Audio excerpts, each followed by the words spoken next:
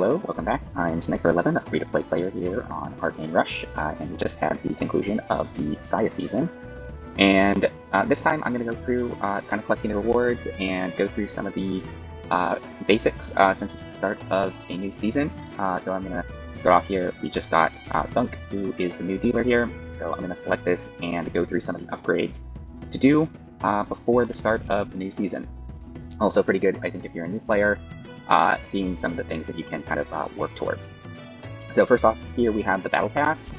I'm a free-to-play player, but if you are going to spend money on this game, this is probably the place that you want to start with, unlocking the premium here that gets you access to all of these different levels. It's a monthly pass, even though dealers last 2 months, so you will have to pay it once for each month of the 2-month dealer season. But regardless, you can still collect the non-premium rewards here. Everyone gets access to those as you play the game. The next thing that we have here is the Spell Pass.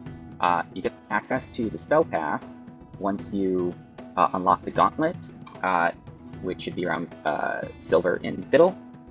And it's a similar concept, right? You get this from playing your Gauntlet every day, winning and doing well in Gauntlet, and then you're going to get the little tokens to advance on the Spell Pass. Again, this is, I think, almost over, right? There are actually 12 days left in this Spell Pass, so similar thing. Probably after the Battle Pass, maybe the Spell Pass is the next best investment, because you can see like you're getting some other nice things, like these are relics, and those are very good to collect. These tokens here are for buying relics. So again, even if you're like doing badly in Gauntlet, just advancing along this chain and contributing to your clan chest is just going to get you rewards that you can use to improve whatever dealer you want, or maybe it's specifically the current dealer. Okay, so we're going to see some of the places that we can spend some of this stuff.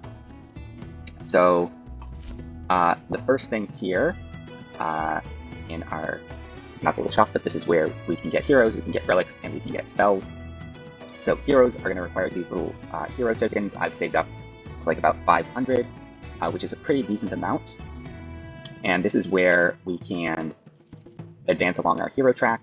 And it's going to cost 100 hero tokens to get a rare hero, and it should be 200 hero tokens to get an epic hero. So 100, 100, 100, and 200, I should be able to get 3 rare heroes and 1 epic hero out of this. I'll probably go through hero selection a little bit later. Okay, next we have relics, and then we get to select the dealer that we want. Again, I have saved up about 8,000 little potions here to buy relics for Thunk. I think especially in the early time of the season for a dealer, I believe relics are probably going to be the most impactful thing that a new player can get, because every time you play a race, you're going to have access to those relics, and I'll show you how to equip relics in a second here.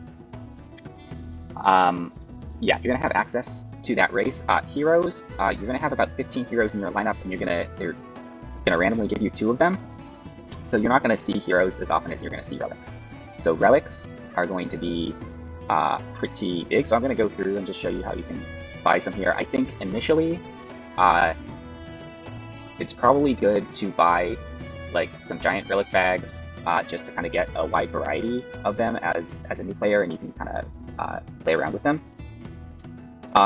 The focus ones, if you really want to focus on a race, which again might be useful early game or early in the season, I think you could do that as well, so that you kind of get used to playing one race. I think that's another viable strategy. And I mean, at the end of the day, what's going to happen is you really want like at least 1 or 2 like really good relics that you're going to lean on. So the higher level relics are going to be really important. It's not going to be as important to get, you know, like the common relics. You probably, you know, even as a new player, you want to be looking for these like rare and epic relics. Yeah, my experience in past seasons has been, you know, if I get 1 or 2 epic relics on a, you know, even distributed among a couple of different races, those are the things that really allow me to do well in any kind of battle. So yeah, I like this deal here. You know, with Thunk, I'm going to buy out this weekly relic offers with the new stuff. Later in the season, you know, when I've kind of upgraded stuff in terms of relics a lot, right, then I'm probably only find the epic relics here, but I do have quite a stockpile from last that I've saved up over the past month.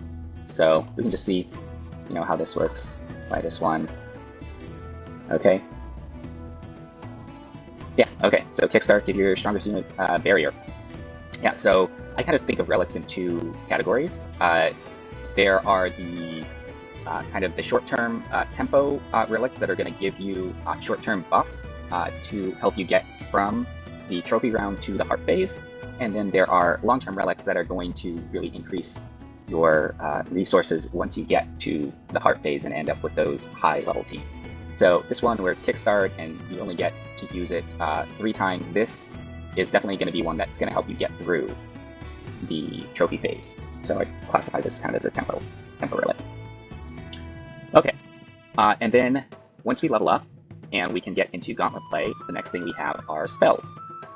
And I'd say a similar thing here. There's actually 2 currencies to spend. There's this dust, and then this is, your other kind of regular spell advancement, like star stuff, circle star things.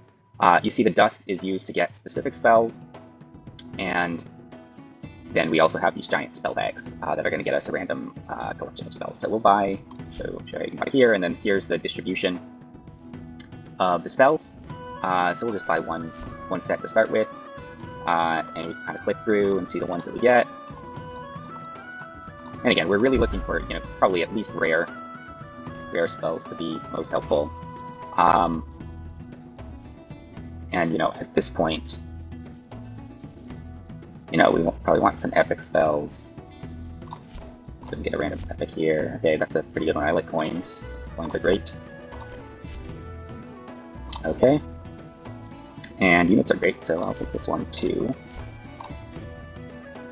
Okay, so this is the shop where we get to buy, like I said, our heroes, our relics, and our spells.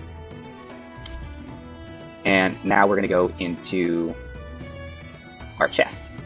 So if we go to the store, and we can scroll down to, and this is where you mostly spend actual money other than the race shard chests.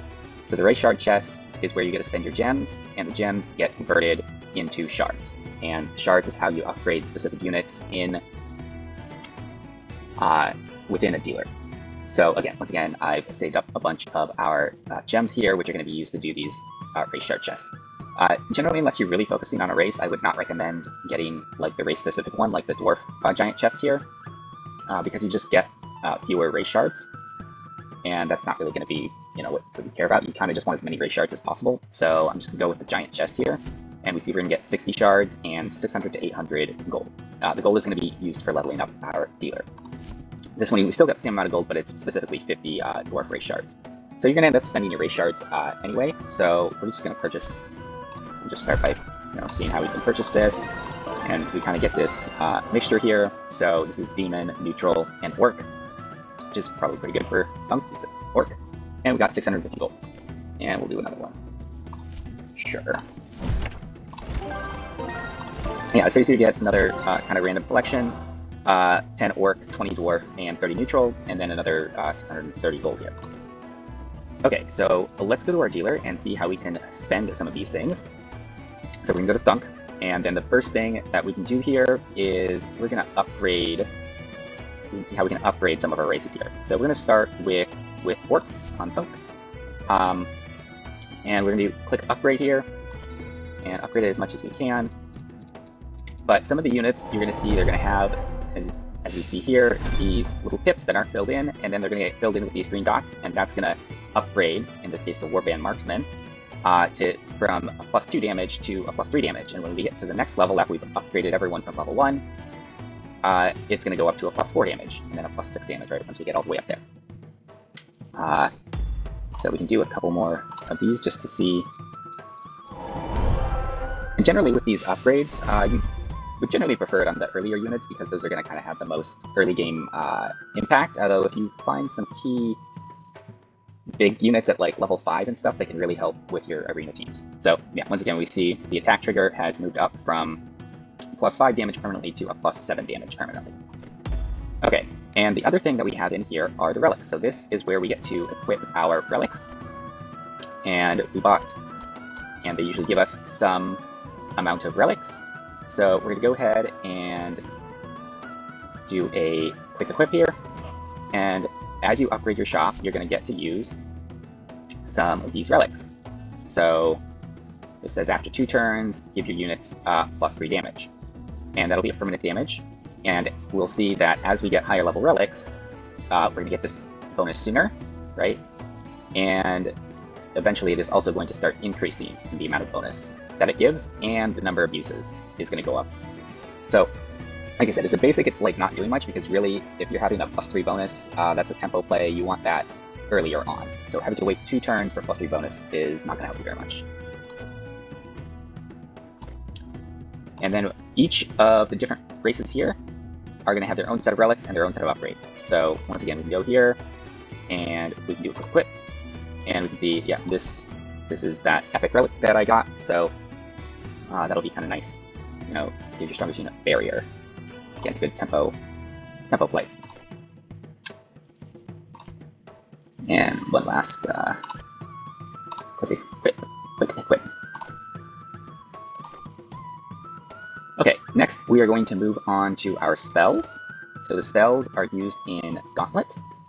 And once again, I'm going to do a quick equip here, and it's just going to fill in everything for me. So I kind of bought a selection of spells, and we see that, okay, yep, these epic spells kind of got added in here. And you can also go to your collection, and you can see which spells are in use, and then which ones are not in use. If the spells are not in use, then you can go ahead and dust them, and you'll get a little bit, like this one, in Recycle will get 1 dust. So it's a basic spell that doesn't get you very much. So we get a little extra dust up here. But you can see, yeah, like if we do the higher level spells, they're going to give us much higher amounts of dust. And the spells are only used in Gauntlet. Spells are only used in Gauntlet.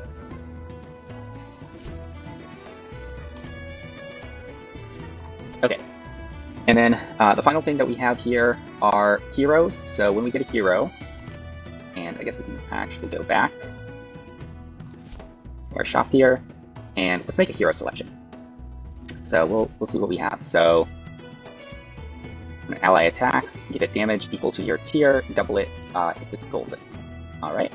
It's a passive ability, so this always just happens. Seems like it could be pretty good in an orc build, because they care a lot about damage with having rage. Okay, it's another passive ability. First time an ally dies, it deals half of its damage to a random enemy unit. So this can be once per turn. This seems like it could be potentially pretty helpful early game, especially if you can kind of kill an extra unit for the extra damage. Could be helpful. And Man Spider, another passive ability. Start turn. If you didn't win the previous combat, gain 1 coin and reduce the shop upgrade cost by 1. I feel like I tend not to enjoy things that depend on you losing the previous round. Like you're trying to win, so that's some, you know, I kind of get it. It's insurance, but you know, usually you want to, you know, kind of keep the momentum going. And since you can kind of play as many battles as you want, you know, if things are going badly, you kind of just lose that round and keep going with the next battle. So I tend not to like things that are going to be depending on you losing something. So this ability seems pretty good early game, and